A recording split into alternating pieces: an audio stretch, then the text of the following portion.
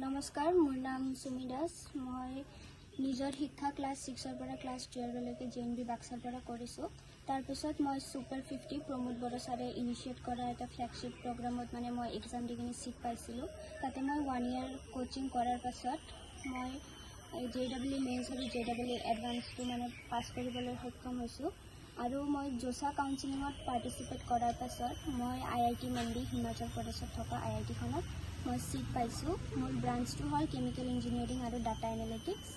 আৰু মই প্ৰথমতে হাগ্ৰামা মহিলাৰী ছাৰক অশেষ ধন্যবাদ দিব বিচাৰিছোঁ, কাৰণ তেওঁ মোক বহুত ফাইনেন্সিয়েল ছাপোৰ্ট কৰিলে।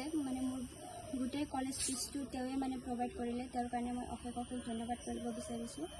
তাৰপাছত আজি মোৰ ঘৰলৈ আহি কিনি চেণ্ট্ৰেল লিভাৰ BPFৰ প্ৰেছিডেণ্টে আহি কিনি মোক ফাইনেন্সিয়েল এইখিনি গতালে, তেওঁকো মই অশেষ ধন্যবাদ দিব বিচাৰিছোঁ। আৰু মই মোৰ ফেমিলি মেম্বাৰ্ছ, টিচাৰ্ছ আৰু মোৰ ফ্ৰেণ্ডছ যিসকলে মোক ছাপোৰ্ট কৰিলে এইখিনি আহি পোৱাৰ কাৰণে তেওঁলোকক মই বহুত ধন্যবাদ জ্ঞাপন কৰিছোঁ।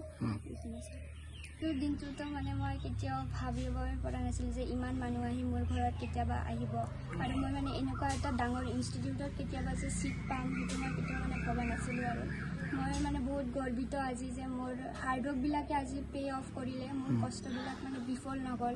মোৰ প্ৰাৰ্থনাবিলাক, মোৰ প্ৰেয়াৰ্ছ টু গড আজি মেনিফেষ্ট হ'ল, এইটোৱে ক'ম। আৰু মোৰ ঘৰত মোৰ মা, মোৰ বাইদেউ আৰু ময়ে। মোৰ দেউতা বহুত দিন আগতে ঢুকাইছে, তেওঁৰ কিবা বেমাৰ আছিল।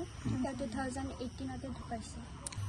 এতিয়া শিকোৱাখিনিতো টিচাৰ্ছেই কৰে, কিন্তু এফৰ্টছটো নিজে দিব লাগিব। আৰু কি চেল্ফ ষ্টাডিটোৱে মেইন। আৰু কিছুমান ডাউট থাকিলে এইটোতো টিচাৰ্ছে ছল্ভ কৰিব পাৰিব। কোকৰাঝাৰ BTRত থকা এইটো ডিষ্ট্ৰিক্ট লাইব্ৰেৰীত কোচিংটো প্ৰভাইড কৰা হৈছিল। মই তাতে Super 50 ইঞ্জিনিয়াৰিঙৰ এণ্ট্ৰেঞ্চ এক্সাম দিছিলোঁ। তাতে মই কোৱালিফাই কৰাৰ পাছত মোৰ কাউন্সিলিং আৰু ইণ্টাৰভিউ হৈছিল।